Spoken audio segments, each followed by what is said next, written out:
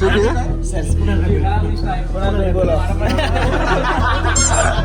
ના મને કે પેલા હેરા હસી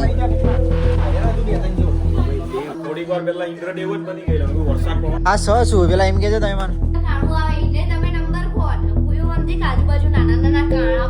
બો આખો ડબો ભાઈ બર્થડે પાર્ટી છે ભાઈ ક્રીદાની. તો આજ તો હું સવારે જોબ જઈને આવ્યો એકચ્યુઅલી, બટ બપોરે વ્લોગ ચાલુ કરું 2:45 જેવા થયા. પણ મારે જવાનું છે હજુ એક બીજી જોબ, જેમાં થોડી હેલ્પ કરવા જવાનું પાર્ટ ટાઈમમાં.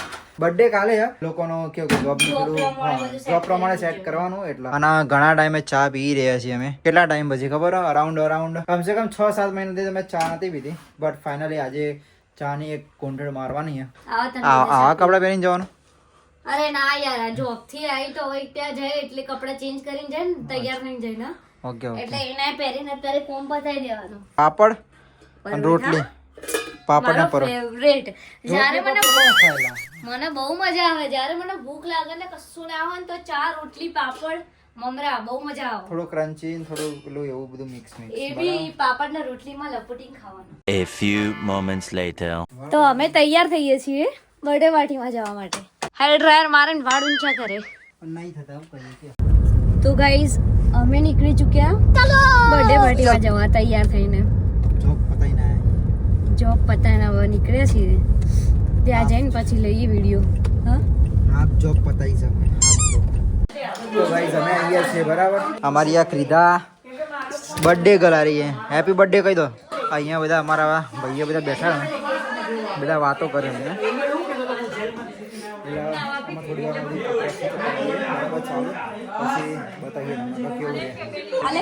તારે આવવાનું અંદર? એ કીધું અહીંયા રિયા બધાના ફોટા લઈ લે બરાબર. દોડી અત્યારે ચાલુ કરી દીધું બરાબર. બધા ગાઈઝીસ આવી ગયા બરાબર. રેડી?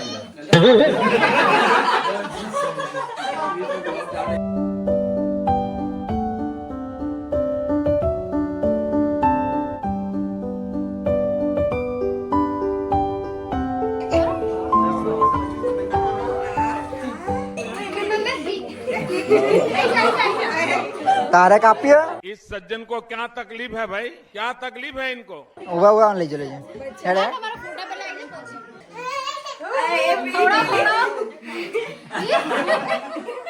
आवाज जो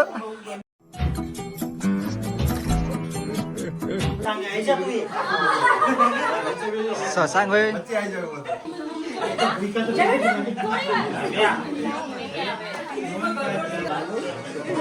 आप गरबा रमवाना है?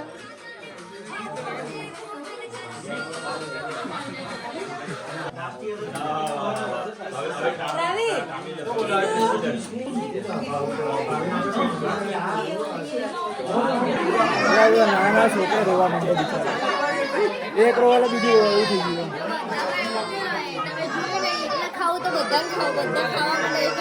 સાચી વાત. બાકી એક છોકરો રોજ બીજું રોવાનું ચાલુ કરી દેવું. તું રોવડાવ બધોને. લે આ મોટો છોકરો તું યાર આવડો મોટો માણસ જોઈને ભલ ભલા રોવાઈ જાય યાર. મને ગભરાઈ જવા અને જોઈને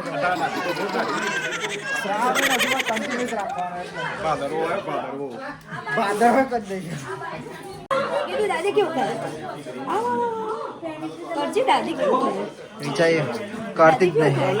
હેંગ મારી તો વરસાદ ચાલુ થઈ ગયો એટલે આમ તો ના મને કે પેલા હેરા હસી તમારે બહાર જવાનું છે કે? હા હું સભી તાણ 150 રૂપિયા દેગા. જબરજસ્ત વરસાદ પડી ગયો જો ભાઈ અચાનક. સલાડ તૈયાર થઈ ગયો. પાઉં બધા રેડી કરો.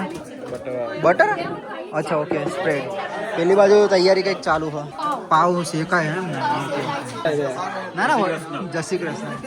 હા બીજું કંઈ કેવું હોય તો કહી દે વ્યુઅર્સ. અચ્છા શું કીધું?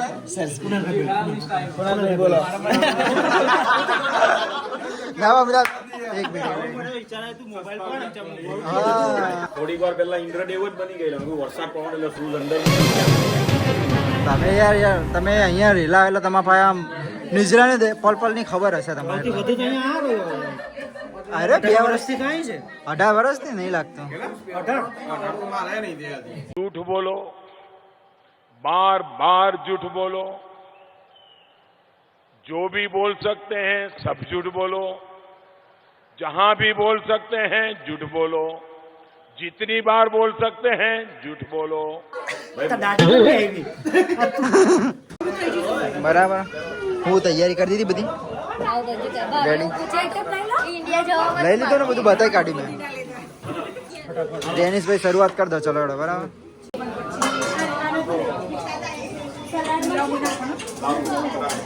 બધા ખાવા બેસી ગયા બરાબર બાકીના બધા ગઈ અંદર બેઠા કુણાભાઈ કોઈ રહી નહીં જતું ને બરાબર બરાબર બધા અહીંયા એક રૂમમાં સેપરેટમાં સ્પેશિયલ ગેસ્ટ માટે બરાબર A few moments later. મળ્યા હતા બરાબર બધા લોકો જતા રહ્યા છે વિનેશભાઈ છો ત્યાં અચ્છા તમારે જવું બાય આ સ શું પેલા એમ કહેજો તમે મને આ નિઝરમાં તમે લાયા કિંજલબેન આ સ શું એવું લાગે છે પણ ઘેટું કાં તો આ મોઢું તો જો પેલી શું કહેવાય એના જેલ જેવું લાગે છે. રમકડા છે આવને આપણે ઇન્ડિયામાં ટાઈગર હોય આમ વિચિત્ર વિચિત્ર હોય અને આ જો ગેટો મળે અરે એનું મોઢું હોય જેવું આમ આગળથી આમ ચોચ જેવું હોય તકલીફ બનાવવા વાળા ઉપર લાગે કારણ કે એને હું બનાવી એને જ ખબર નહીં મોઢું લઈને ના દોડાય. અલા તોડી નાખશો બિચારી છોકરીને રોવડાવશો આ છોકરી રોશે પછી અરે પગ સીધા જતા હોય તો બેહવા મજા આવે અલા પણ તમે બેસો તો પહોંચાર પાછળથી વળી ગયું કાણું આવે એને તમે નંબર કોણ હું એવું સમજી કે આજુબાજુ નાના નાના કાણા હોય એના એક નંબરમાં ઓછો હોય 2 નંબરમાં વધારે હોય એક નંબરમાં 1 હોય 2 નંબરમાં 2 હોય 3 નંબરમાં 3 હોય ઓ મને તો એવું લાગ્યું કે એક અચ્છા, એનું કોણ બીજામાં મોઢું. એટલે તમારા છોકરો હજુ હાલ લાવવાનું क्या बात है सर क्या बात है सर क्या बात ये बात है બોટલો ના બધું પેલા જોતો થો એટલે જે કઈ છોકરાનો વિચારજો છાસનો મસાલો પાપડ પતાવવા માટે તો તમે અંદર લઈને આવો મૌલિક બીજા પીઝા ક્લબ પતાય ના મેન હેલ્ધી સેકન્ડ પંગત પડી સેકન્ડ પંગલ તા ખાવું આ બચી શું કહેવાય સોમ ખાજો તું રહી ગયેલા માણસો નિજેમાં આ જ તકલીફ સારું જોબ પતાવીને પછી રાત્રે 11-12 વાગે ખાવાનું ચૌધરી સમાજ તો ગવડાવો ડબો આખો ડબો ભાઈ